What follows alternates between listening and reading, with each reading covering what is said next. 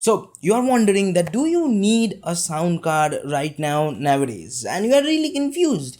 Do you need to buy one or do you don't? Well, my friend, then you landed on the right video, because in this video I'm gonna explain, do you need a sound card, or why in the first place people use sound card.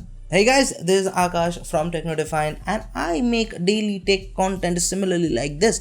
So if you find it interesting, then don't forget to subscribe. Now let's talk about sound cards. Well, before talking about sound cards and do you need one or not, we have to talk about why in the first place people used sound card. Well, let's go into flashback and talk about the old days. Well, back then people ain't listening Abbey Roads on Spotify. They were listening it on vinyls. And if you haven't got the reference, well, I'm talking about Abbey Road, Beatles.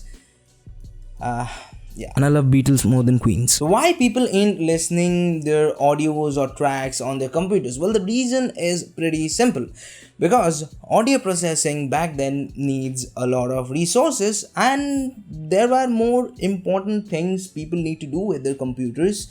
So they thought, okay, audio, we will talk about that later, or we will listen that later. First we need to get our job done. Well, why again audio needs resources? The sound that you listen through your speakers are an analog signal, but on Spotify those files are on a digital media or digital files. So your computer has to convert those digital signals into analog, and that needs a power. And back then, as I was saying, PCs ain't that much powerful. So it was a really genius idea to do the audio processing in a dedicated device, same as like what we do with our GPUs nowadays. We do all our graphical processing on our GPU, which is a dedicated device, so we can get more performance and use other resources for other tasks. Those sound cards has some flaws in them. One of the biggest flaws with those sound cards is every single sound card needed a different set of audio drivers, same as like for our GPU we need GPU drivers. If we have an Nvidia card, then we need a driver from Nvidia. If we have an AMD card, we need a driver from AMD. We cannot use them vice versa. And the same was with drivers, audio drivers with sound cards. You need drivers for every single model from every single vendor. But the problem was those drivers ain't good, because of the simple reason they were written poorly by the developers, and by the result of that people faced bugs and instability. So Windows thought, okay, we have to do something.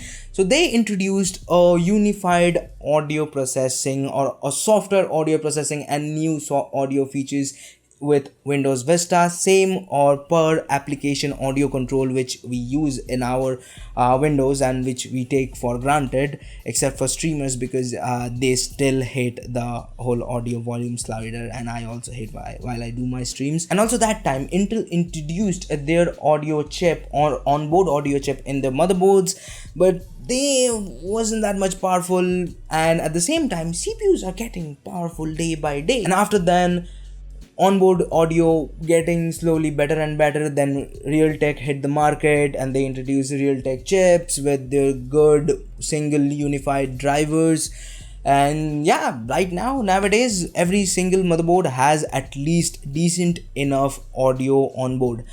Now the main question, do you need a sound card nowadays? Well, honestly, you don't need a sound card. Your motherboard audio is honestly very good and also stable, and also doesn't take a lot of resources. But then why people are using sound cards, and why companies making sound cards? Well, yes, they can sound a little bit better, but honestly they cost more than their worth. And yes, some sound cards can give you extra features, which in some scenarios can be a little bit useful, but honestly those scenarios are very limited. And honestly, to notice the difference between onboard sound to a dedicated sound card, you need really good pair of headphones or speakers. And honestly, if you are getting into that good headphone, good speaker, audiophile territory, and you have the knowledge and what you are doing, if you know that what you are you're doing, because audio can be very much expensive, then you must be using a separate amp and DAC. What most of the audiophiles do, they get a good audiophile headphone which is also balanced, then they get a separate amp and a separate DAC, then they connect those separate amp and DAC all together to their PC, and they connect their headphones with a balance cable to their amp and DAC combo. Yes, a bunch of audiophiles don't even use 3.5mm headphone jack, they use a balance cable, which is another topic for another day. But for now, this was it for today. If you liked it, hit the like button. If you don't, leave it a dislike. But remember, dislike hurts, it hurts more than crappy sound quality. But hey, you do you, man. I cannot help you if you dislike the video, but remember, it hurts. And if you want to watch more videos from us, check out this video right here. And if you want to subscribe, which I appreciate if you do that, then do it by here. And this is Akash, and I will see you guys in the next one. Peace.